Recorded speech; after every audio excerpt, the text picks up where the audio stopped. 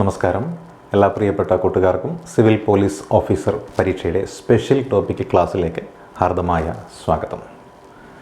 നമ്മളിന്ന് പഠിക്കുന്നത് Indian penal കോഡുമായി ബന്ധപ്പെട്ട അതല്ലെങ്കിൽ ഭാരതീയ ന്യായ സംഹിതയുമായി ബന്ധപ്പെട്ട ജനറൽ എക്സെപ്ഷൻസ് ആണ്. ജനറൽ എക്സെപ്ഷൻസ് എന്ന് പറഞ്ഞു കഴിഞ്ഞാൽ നമ്മൾ ചെയ്യുന്നൊരു പ്രവൃത്തി കുറ്റമാണെങ്കിൽ കൂടിയും അത് കുറ്റകരമാകുന്നതല്ല എന്ന് വ്യാഖ്യാനിക്കുവാൻ സാധിക്കുന്ന ചില സെക്ഷനുകളെയാണ് നമ്മൾ ജനറൽ എക്സെപ്ഷൻസിൽ ഉൾപ്പെടുത്തിയിരിക്കുന്നത്. കഴിഞ്ഞ ക്ലാസ്സിൽ നമ്മൾ പഠിച്ചിരുന്നു കുറച്ച് മേഖലകൾ, അതായത് IPC 81, 82, 83 നമ്മൾ പഠിച്ചു. ഇന്ന് ജനറൽ എക്സെപ്ഷൻസിൻ്റെ ഭാഗമായിട്ട് നമ്മളിവിടെ നോക്കുന്ന ചില സെക്ഷനുകൾ ഇവിടെ കൊടുത്തിട്ടുണ്ട്. ഭാരതീയ ന്യായ സംഹിതയിൽ സെക്ഷൻ 22 എന്ന് പറയുന്നതാണെങ്കിലും IPC ഇപ്പോഴും അത് തന്നെയാണ് പറയുന്നത്. IPC 84 നമ്മളിവിടെ നോക്കുന്നത്. IPC 84 എന്ന് പറയുന്നത് കുറ്റം ചെയ്യുന്ന ഒരു വ്യക്തി ചിത്തഭ്രമം അല്ലെങ്കിൽ മാനസിക അസ്വാസ്ഥ്യത ഉള്ള ഒരു വ്യക്തിയാണെന്നുണ്ടെങ്കിൽ അദ്ദേഹം ചെയ്യുന്ന പ്രവൃത്തി സ്വബോധത്തോടു കൂടിയല്ല എന്ന് വ്യാഖ്യാനിക്കുവാൻ സാധിക്കുന്നതാണ്. സ്വബോധത്തോടു കൂടിയല്ലാതെ ഏതൊരു വ്യക്തി ചെയ്യുന്ന കുറ്റവും കുറ്റം അല്ല എന്ന് തന്നെയാണ് നമുക്ക് സമർത്ഥിക്കുവാൻ സാധിക്കുന്നത്. കാരണം കുറ്റം ചെയ്യുന്ന വ്യക്തിക്ക് ആ കുറ്റം ചെയ്തു കഴിഞ്ഞാൽ ഉണ്ടാകുന്ന ഭവിഷ്യത്ത് എന്താണ് എന്നും ആ കുറ്റം ചെയ്യുന്നത് എപ്രകാരമാണ് എന്ന് ഉള്ളിൽ ഒരു പ്ലാനിങ്ങോടുകൂടിയൊക്കെ ചെയ്യുവാൻ സാധിക്കണം. എങ്കിൽ മാത്രമേ നമുക്കത് ആസൂത്രണം ചെയ്ത അല്ലെ കരുതിക്കുട്ടിയുള്ള ഒരു കുറ്റമായിട്ട് വ്യാഖ്യാനിക്കാൻ സാധിക്കുകയുള്ളൂ. എന്നാൽ ചിത്തഭ്രമം ബാധിച്ചൊരു വ്യക്തി ഉന്മാദത്തിൻ്റെ അവസ്ഥയിൽ ചെയ്യുന്ന ഒരു പ്രവൃത്തി എന്ന് പറയുന്നത് എന്താണ്? കുറ്റമല്ല എന്നാണ് പറയുന്നത്. അതിവിടെ പറയുന്നത് എന്തായിരിക്കാം? Act of a person of unsound mind എന്നാണ് പറയുന്നത്. കാരണം എന്താണ്? അൺസൗണ്ട് മൈൻഡായിട്ടുള്ള അതല്ലെങ്കിൽ സ്വബോധമില്ലാത്ത ഒരു വ്യക്തിക്ക് ശരിയും തെറ്റും വേർതിരിച്ചറിയുവാനായിട്ട് സാധിക്കുന്നതല്ല. ശരിയേത് തെറ്റേതെന്ന് വേർതിരിച്ച് അറിയാൻ സാധിക്കാത്തൊരു വ്യക്തി ചെയ്യുന്ന പ്രവൃത്തിയെ നമുക്ക് കുറ്റം എന്ന രീതിയിൽ പറയുവാനായിട്ട് സാധിക്കില്ല. കാര്യം എന്താണ്? അയാളുടെ മാനസിക നില എന്ന് പറയുന്നത് തകരാറിലായതുകൊണ്ടാണ് അപ്രകാരം ശരി തെറ്റുകളെ വേർതിരിച്ചറിയുവാനായിട്ട് സാധിക്കാതെ വരുന്നത്, അല്ലേ? അതുകൊണ്ടെന്താണ്? അതിന് പിന്നിൽ ഒരു ക്രിമിനൽ ഉദ്ദേശമുണ്ടെന്ന് നമുക്ക് ഒരിക്കലും പറയാൻ സാധിക്കില്ല. കാര്യം ശരിയേത് തെറ്റേത് എന്ന് വേർതിരിച്ചറിയുവാനുള്ള മാനസികാവസ്ഥ ഒരാൾക്കില്ല എന്നുണ്ടെങ്കിൽ അയാൾ ചെയ്യുന്നത് കുറ്റമാണോ എന്ന് അറിയുവാനുള്ള ഒരു അവസ്ഥാവിശേഷത്തിലായിരിക്കില്ലല്ലോ അയാൾ. അതുകൊണ്ടാണ് അത്തരത്തിലുള്ള വ്യക്തികൾക്ക് ഭ്രാന്ത് അഥവാ ഇൻസാനിറ്റി എന്ന് പറയുന്ന ആ ഒരു ഇളവ് കൽപ്പിച്ചുകൊണ്ട് act of a person of unsound mind എന്ന് പറയുന്നത് ജനറൽ എക്സെപ്ഷൻസിൽ നമ്മൾ പെടുത്തിയിരിക്കുന്നത്. ഇത് IPC സെക്ഷൻ 84 ഭാരതീയ ന്യായ സംഹിതയിലാണെങ്കിൽ അത് സെക്ഷൻ 22 പെടുന്നത്. ഇനി ഇതേപോലെ തന്നെ നമുക്ക് ജനറൽ എക്സെപ്ഷൻസിൽ പെടുത്താൻ പറ്റുന്ന മറ്റൊരു കാര്യമാണ് ലഹരി എന്ന് പറയുന്നത് ഉപയോഗിച്ചുകൊണ്ട് ബോധം നഷ്ടപ്പെട്ടു പോകുന്നു. അതായത് സ്വമേധയല്ല, മറ്റാരോ ബോധപൂർവം ഒരു വ്യക്തിയെ ലഹരിക്ക് അടിമപ്പെടുത്തുന്നു. എന്നിട്ട് ആ ലഹരിക്ക് അടിപ്പെട്ട വ്യക്തി അദ്ദേഹത്തിൻ്റെ സ്വബോധത്തിലല്ലാതെ ചെയ്യുന്ന കാര്യങ്ങൾ എന്ന് പറയുന്നത് ജനറൽ എക്സെപ്ഷൻസിൽ നമുക്ക് പെടുത്തുവാനായിട്ട് സാധിക്കുന്നതാണ്, അല്ലേ?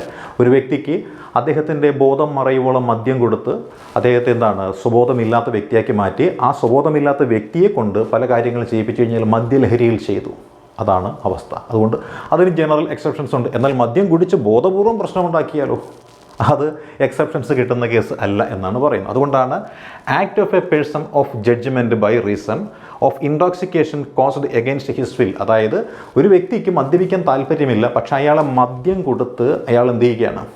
അയാളുടെ സ്വബോധം കളഞ്ഞു. ആ സ്വബോധം കളഞ്ഞിട്ട് ആ സ്വബോധം നഷ്ടപ്പെട്ട വ്യക്തിയെ കൊണ്ടെന്താണ് കുറ്റകരമായ പല കാര്യങ്ങളും ചെയ്യിപ്പിക്കുന്ന പ്രവൃത്തി. അതാണ് നമ്മളിവിടെ പറയുന്നത്. അതായത് ഇൻവോളണ്ടറി ഇൻടോക്സിക്കേഷൻ ഉണ്ട്, അതായത് സ്വമേധയാ ഉള്ള, അല്ലേ? ഇൻവോളണ്ടറി, അതായത് വോളണ്ടറി ഇൻടോക്സിക്കേഷൻ സ്വമേധയാ ഉള്ള മദ്യപാനമാണ്. എന്നാൽ സ്വമേധയല്ല, പിടിച്ചു വെച്ച് മദ്യം വായിലൊഴിച്ച് കുടിപ്പിച്ച് ബോധം കളഞ്ഞിട്ട് അയാളെ കൊണ്ട് ചെയ്യുന്ന പരിപാടി, അതാണ് ഇൻവോളണ്ടറി ഇൻടോക്സിക്കേഷൻ എന്ന് പറയുന്നത്. അപ്പോൾ സ്വമേധയാ ഉള്ള മദ്യപാനം ഇവിടെ പരിഗണിക്കുന്നതല്ല. അപ്പോൾ ഈ പറയുന്ന മദ്യത്തിൻ്റെ ലഹരിയിൽ ഒരു വ്യക്തിയെ കൊണ്ട് കുറ്റം ചെയ്യിപ്പിക്കുന്നു. ഒരാളെ വെള്ളം കൊടുത്ത് അയാളുടെ ബോധം കളഞ്ഞിട്ട് അയാളെ കൊണ്ട് കുറ്റം ചെയ്യിപ്പിക്കുന്ന പരിപാടി, അതാണ് IPC സെക്ഷൻ 85, 86 എന്നീ വകുപ്പുകളിൽ ഉൾപ്പെടുത്തിയിരിക്കുന്നത്, അല്ലെ? ഭാരതീയ ന്യായ സംഹിതയിലാണെങ്കിൽ സെക്ഷൻ 23 24 ഇത് തന്നെയാണ് പ്രതിപാദിക്കുന്നത്. ഇനി നമുക്ക് നോക്കാം, അല്ലേ? ചില എക്സെപ്ഷൻസ് എന്ന് പറയുന്നത് എന്താണ്? അനുമതിയോട് കൂടിയിട്ട് ചെയ്യുന്ന ചില കാര്യങ്ങളുണ്ട്. അതായത് നമ്മളിപ്പോൾ മുൻകൂർ ഒരു അനുമതി കൊടുക്കും, പക്ഷേ അനുമതി കൊടുക്കുമ്പോൾ ആ അനുമതി ചിലപ്പോൾ ചെയ്തു കഴിഞ്ഞാൽ നല്ലതായിരിക്കാം, പക്ഷേ എടുക്കുന്ന എഫോർട്ട് എന്തെങ്കിലും വരുമ്പോൾ അല്ലെങ്കിൽ ആ പ്രയത്നത്തിനിടയ്ക്ക് ചില ദുരന്തങ്ങൾ സംഭവിച്ചേക്കാം. അങ്ങനെ ദുരന്തം സംഭവിച്ചാൽ ആ പ്രയത്നം എടുക്കുന്ന വ്യക്തി കുറ്റക്കാരനല്ല എന്ന് പറയുന്ന രീതിയാണ് നമ്മൾ എന്തിനു പറയുന്നത്? ഈ പറയുന്ന കൺസെൻറ്റ് എന്ന് പറയുന്നത്. അതായത് ഇപ്പോൾ നമ്മൾ ഉദാഹരണത്തിന് ഒരു ഓപ്പറേഷൻ വേണ്ടി വരും. ഓപ്പറേഷൻ ചെയ്തു കഴിഞ്ഞാൽ ചിലപ്പോൾ രോഗി മരണപ്പെട്ടേക്കാം. രോഗി മരണപ്പെടുമെന്ന് രോഗിക്ക് ഡോക്ടർ പറഞ്ഞ് ബോധ്യപ്പെടുന്നു, പക്ഷേ രോഗിക്ക് എന്താണ്? ജീവിക്കണമെന്നാണ് ആഗ്രഹം. അതുകൊണ്ട് റിസ്ക് എടുക്കാൻ രോഗി തയ്യാറാകുന്നു. രോഗി പറയുന്നു, ഇത്തരത്തിൽ മരണപ്പെടുമെന്ന് അറിഞ്ഞുകൊണ്ട് തന്നെ ഞാനൊരു ഓപ്പറേഷന് വിധേയനാകുവാനായിട്ട് സന്നദ്ധനാണ്, ഡോക്ടർ എന്നെ ഓപ്പറേറ്റ് ചെയ്തോളൂ, മരണപ്പെട്ട് കഴിഞ്ഞാലും എനിക്ക് കുഴപ്പമില്ല എന്ന് പറഞ്ഞുകൊണ്ട് ഒരു കൺസെൻറ്റ് കൊടുക്കും. അപ്പോൾ ഡോക്ടർ എന്ത് ചെയ്യുന്നു? ധൈര്യമായിട്ട് ചെയ്യും. സക്സസ് ആയി ആൾ പോയി. ഇതാണ് അവസ്ഥ അല്ലേ? അപ്പോൾ നോക്കിയാൽ IPC സെക്ഷൻ 8791 ആണ് അല്ലേ? IPC സെക്ഷൻ 8791 ആണ്. ഭാരതീയ ന്യായ സംഹിതയാണ് സെക്ഷൻ 2529 ആണ് അല്ലേ? IPC 88 പ്രകാരം പറയുന്ന കാര്യം എന്താണ്? An act not intended to cause death done by consent in good faith for persons benefit. ഒരു വ്യക്തിയുടെ നന്മയ്ക്ക് വേണ്ടിയിട്ട് ആ വ്യക്തിയുടെ അനുവാദത്തോടു കൂടിയിട്ട് ഒരു പ്രവൃത്തി ചെയ്യുന്നു. ആ പ്രവൃത്തി ചെയ്യുമ്പോൾ ചിലപ്പോൾ മരണം വരെ സംഭവിച്ചേക്കാം, പക്ഷേ എന്നാലും ചെയ്യുന്ന വ്യക്തി കുറ്റക്കാരനല്ല. അതാണ് ഡോക്ടർ സർജറി എന്ന് പറഞ്ഞ കേസ് നമുക്കിവിടെ പറയാനായിട്ട് സാധിക്കുന്നത് അല്ലേ? അതൊരു വ്യക്തി സ്വമേധയാ കൊടുക്കുന്ന കൺസെൻറ്റാണ്. എന്നാൽ ആ വ്യക്തിക്ക് സ്വമേധയാ കൺസെൻറ്റ് കൊടുക്കാൻ പറ്റുന്നില്ല. കാരണം അതിനുള്ള ബോധം അയാൾക്കില്ല. കാരണം ആ വ്യക്തിക്ക് ഭ്രാന്തുണ്ട്, അതല്ലെങ്കിൽ പ്രായപൂർത്തിയോ പക്വതയോ ആയിട്ടില്ല. അപ്പോൾ അങ്ങനെയുള്ള ആൾക്കാരുടെ കാര്യത്തിൽ എന്തായിരിക്കും സംഭവിക്കാൻ നമുക്ക് നോക്കാം അല്ലേ? അത് IPC സെക്ഷൻ 89 ആണ് പറയുന്നത്. ഭാരതീയ ന്യായ സംഹിതയിൽ സെക്ഷൻ 27 ഇതിനെക്കുറിച്ച് പ്രതിപാദിക്കുന്നത്. ഇവിടെ പറയുന്നത് എന്താണ്? ആക്ട് ഡൺ ഇൻ ഗുഡ് അല്ലേ?